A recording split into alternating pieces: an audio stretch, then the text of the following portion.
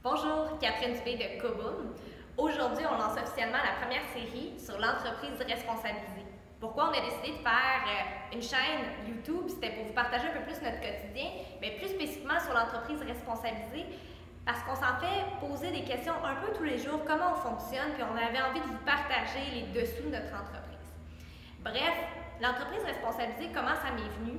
Au départ, j'avais entendu parler de l'holacratie au G500, du groupement des chefs d'entreprise du Québec.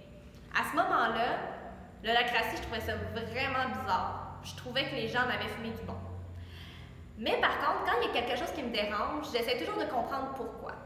Puis quand j'ai creusé un peu plus sur l'holacratie, j'ai compris que le principe fondamental derrière, c'est de redonner le pouvoir aux salariés tant et aussi longtemps que les actions étaient alignées avec la mission, la vision et les valeurs de l'entreprise. Puis ça m'a allumé.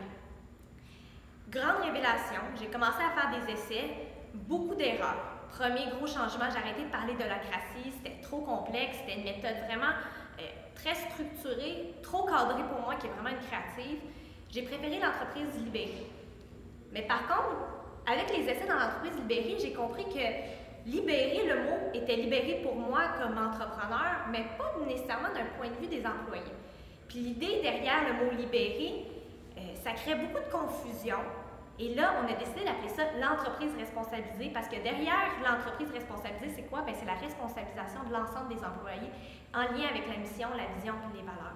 Bref, au cours des prochaines semaines, on va vous partager plusieurs capsules sur un peu notre fonctionnement à l'interne, plein de sujets. N'hésitez pas à nous poser des questions, ça va sûrement nourrir un peu plus de notre série. Un principe qu'on a appris à travers toute notre expérimentation, le premier, la confiance est la base. Si vous ne faites pas confiance comme entrepreneur, vous allez avoir de la difficulté à faire confiance à vos équipes. Puis ça, c'est le principe de base de l'entreprise responsabilisée. La deuxième chose, la gouvernance doit être claire. C'est pas parce qu'on est dans l'entreprise responsabilisée que c'est free for all. Il y a une gouvernance qui doit être claire, qui régit la façon qu'on fonctionne. Ensuite, il n'y a plus de titres, c'est des rôles. Donc, on devient par exemple directrice générale, puis aujourd'hui, j'ai des rôles comme gardienne de la culture, conseillère en management, expérience client. Je suis plus non seulement une directrice générale, j'ai plusieurs rôles dans plusieurs cercles. Ensuite, on est vraiment dans une structure cellulaire. Il n'y a plus une hiérarchie. On est dans un système organisationnel qui évolue selon les besoins de l'entreprise, selon la mission de l'entreprise. Cinquième principe, on perd ensemble, on gagne ensemble. C'est toute une question d'équipe. Donc, si moi, je prends part à un cercle, je suis communément responsable avec mes collègues. Et ensemble, on décide les objectifs. Puis si on fait un mauvais move, c'est ensemble qu'on prend la responsabilité.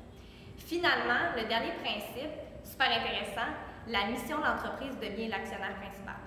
On va pouvoir approfondir le tout dans les prochaines capsules. Mais restez à l'écoute, à toutes les 2 semaines, on va être de retour.